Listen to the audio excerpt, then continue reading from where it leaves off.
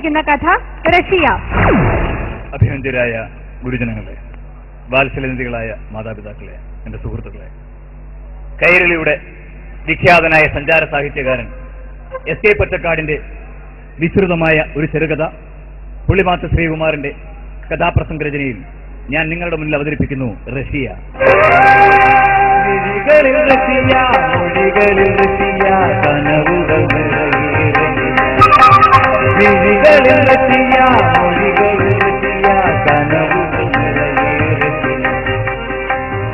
ബോംബെയിൽ നിന്നും കോഴിക്കോട്ടേക്ക് വരുന്ന SS ഭദ്രാവതി എന്ന യാത്രാക്കപ്പൽ വെച്ചാണ് ഞാൻ ആദ്യമായി പാട്ട് കേൾക്കുന്നത്. അറബിക്കടലിന്റെ അഗാധ നീലിമയിലേക്ക് നീളം നട്ട് ഒരാളിന് അങ്ങനെ പാടുകയാണ് മിസ്റ്റർ ബാറ്റ്ലിമാൻ.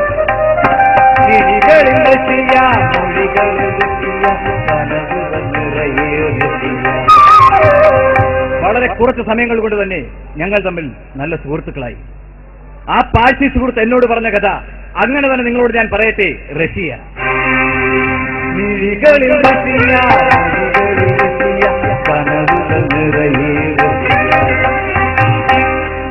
സുഹൃത്തെ, ബോംബെയിലെ ക്രാഫോർഡ് മാർക്കറ്റിൽ വെച്ചാണ് ഞാൻ ആദ്യമായി ആ പെൺകുട്ടിയെ പരിചയപ്പെടുന്നത്. അധികം എന്തിനു പറയുന്നു, എന്റെ ഫ്ളാറ്റിൽ ഞങ്ങളങ്ങ് താമസം തുടങ്ങി. സ്വന്തമാക്കി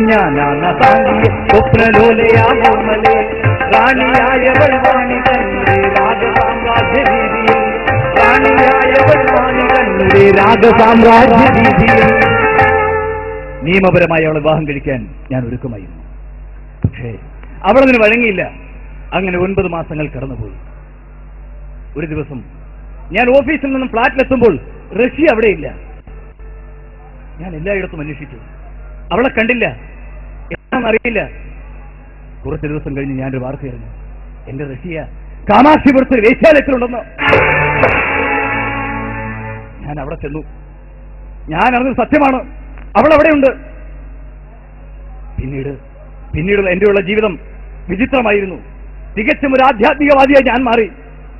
പക്ഷേ റഷ്യ എന്റെ അടുക്കലെത്തി. അവളെന്റെ കാൽക്കൽ വീണു, എന്നോട് യാചിച്ചു, എന്റെ മനസ്സലിഞ്ഞു. ഞാൻ അവളെ വീണ്ടും എന്റെ കൂടെ താമസിപ്പിച്ചു. പക്ഷേ എന്തു പറയാൻ, ബ്രഹ്മചര്യനിഷ്ഠ കർക്കശമായി പാലിച്ച് ഞാനത് ലംഘിച്ചു. ഒരു ദിവസം ഒരു അർദ്ധരാത്രിയിൽ ഞാൻ അവരുടെ കിടപ്പുമുറിയിലേക്ക് പോയി. അവൾ എന്നോട് ദേഷിച്ചു. ഇതാണോ നിങ്ങളുടെ ബ്രഹ്മചര്യം, സന്യാസം? ഇവിടെയെങ്കിലും എന്റെ ചാരിത്രത്തിന് സംരക്ഷണം ഉണ്ടാവും ഞാൻ തെറ്റിദ്ധരിച്ചു പോയി. നിങ്ങൾ തീർക്കാറൊന്നും ഞാൻ ധരിച്ചില്ല.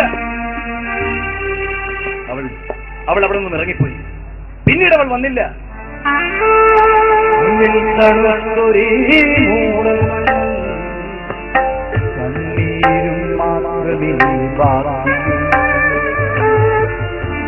അങ്ങനെ 6-7 മാസം കടന്നുപോയി.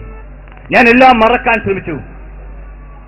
എന്റെ ജീവിതത്തിലെ ചില സുപ്രധാന തീരുമാനങ്ങൾ എടുത്ത ഒരു ദിവസം ഞാൻ വാതിൽ തുറന്നു നോക്കുമ്പോൾ മുന്നിൽ ചോരയൊലിക്കുന്ന കത്തിയുമായ റഷ്യ. ഞാൻ ഒരാളെ കൊന്നു. എന്റെ സഹായിയായുള്ള അയാൾക്കാണ് എന്റെ ചാരിത്രം സംരക്ഷിക്കാൻ എനിക്കത് ചെയ്യേണ്ടി വന്നു. രക്ഷിക്കണം, എന്നെ പോലീസുകാരുടെ കയ്യിൽ കൊടുക്കരുത്. അന്ന് തന്നെ പ്രസിദ്ധനായ ഒരു ക്രിമിനൽ വക്കീലിനെ കണ്ട് ഞാൻ കേസ് നടത്തി. 3 മാസം കഴിഞ്ഞ് വിധി വന്നു. റഷ്യയെ വെറുതെ വിട്ടു. വീണ്ടും അവളുമായി ഞാൻ അടുത്തു. ഞങ്ങൾ തമ്മിൽ വിവാഹം കഴിക്കാൻ തീരുമാനിച്ചു. അതിനുള്ള ഒരുക്കങ്ങളെല്ലാം ചെയ്തു. അങ്ങനെ അവളിലൂടെ എന്റെ ജീവിതത്തിൽ ഒരു പുതിയ ലക്ഷ്യബോധം കൈവന്നു.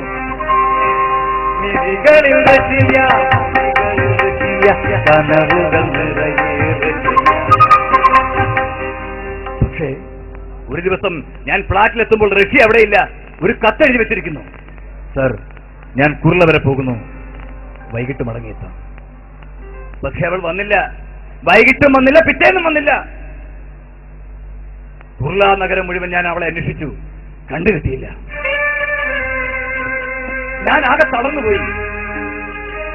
അടുക്കും തോറും അകന്നു പോകുന്ന ഒരു പ്രഹേളിക്കുകയാണ് റഷ്യ.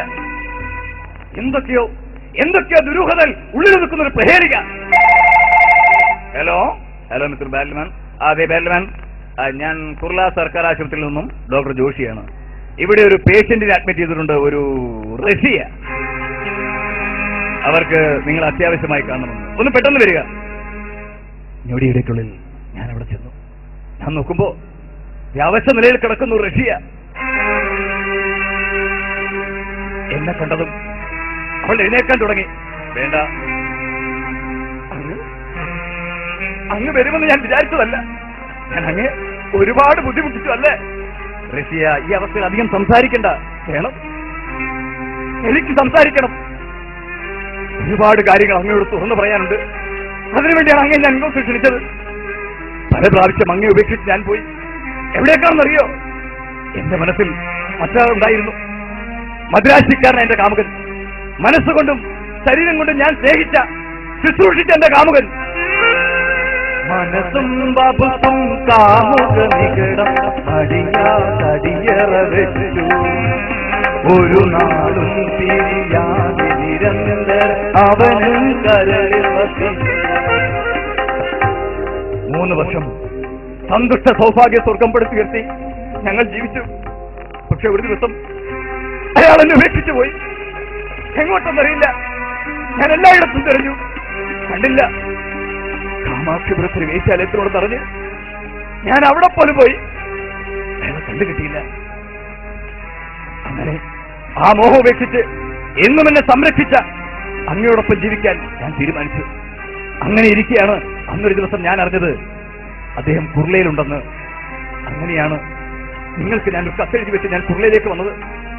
ഞാൻ കുർളയിൽ വന്ന് അദ്ദേഹത്തിന്റെ താമസ സ്ഥലത്തെത്തി. അദ്ദേഹത്തിന്റെ കിടപ്പുമുറിയിലേക്ക് നോക്കുമ്പോൾ എന്റെ പ്രിയപ്പെട്ടവന്റെ മടിയിൽ തലചായ്ച്ചൊരു പെണ്ണ് കിടക്കുന്നു. എനിക്ക് സഹിച്ചില്ല. ഞാൻ ഓടിച്ചെന്ന് അവരുടെ കഴുത്തിന് കുത്തിപ്പിടിച്ചു, കഴുത്ത് ഞെരിച്ചു. അവൾ കൈകാൽ കുടഞ്ഞു പിടഞ്ഞു. പക്ഷേ എന്റെ പ്രിയപ്പെട്ടവൻ എന്റെ പിന്നിൽ നിന്നും എന്നെ ആഞ്ഞു വെട്ടി. പ്രതിയായി ഞാൻ നിലത്ത് വീണു. ബോധം വരുമ്പോ ഞാൻ ആശുപത്രിയിലാണ്. ഉടനെ തന്നെ ഞാൻ മരിക്കുമെന്ന് എനിക്കറിയാം. പക്ഷേ അങ്ങേ കാണാനൊരു മോഹം, ഇതെല്ലാം അങ്ങയോട് തുറന്നു പറയാനുള്ളൊരു ഒരു വെപ്രാളം അതായിരുന്നു എനിക്ക്. അങ്ങേക്കറിയോ, ഇപ്പോഴും ഞാൻ അയാളെ സ്നേഹിക്കുന്നു. ഇത്രയും പറഞ്ഞ റഷ്യ തളർന്നു. പിറ്റേ ദിവസം അവൾ മരിച്ചു.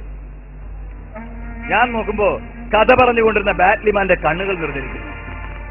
എന്താ ഇത് ബാറ്റ്ലിമാൻ? സുഹൃത്തേ, നിങ്ങൾക്കറിയോ, എന്റെ റഷ്യയ്ക്ക് ഞാൻ അങ്ങ് ബോംബെയിൽ ഒരു ശവകുടീരം തീർത്തിട്ടുണ്ട്. അതിൽ ഞാൻ ഇങ്ങനെ എഴുതി: ഇങ്ങതിനുള്ളിൽ കിടക്കുന്നതുണ്ടൊരു സംഗീത സാന്ദ്രമാ ശോകാത്ത ജീവിതം, സംഗീത സാന്ദ്രമാ ശോകാത്ത ജീവിതം. ആ യാത്രാക്കപ്പൽ മുന്നോട്ട് നീങ്ങി. ഞാൻ ഓലാൻ കിടന്നു. അപ്പോഴും എന്റെ മനസ്സിൽ ആ വരികൾ അങ്ങനെ തങ്ങി നിന്നു, ആ പേരും തങ്ങി നിന്നു. Russia, Russia. കിഴികളിൽ റഷ്യ, മൊഴികളിൽ റഷ്യ, കനവുകൾ നിറയെ മിഴികളിൽ റഷ്യ, മൊഴികളിൽ റഷ്യ, കനവുകൾ നിറയെ. ഇത്രയും നേരം പുറകിട്ടുണ്ട്.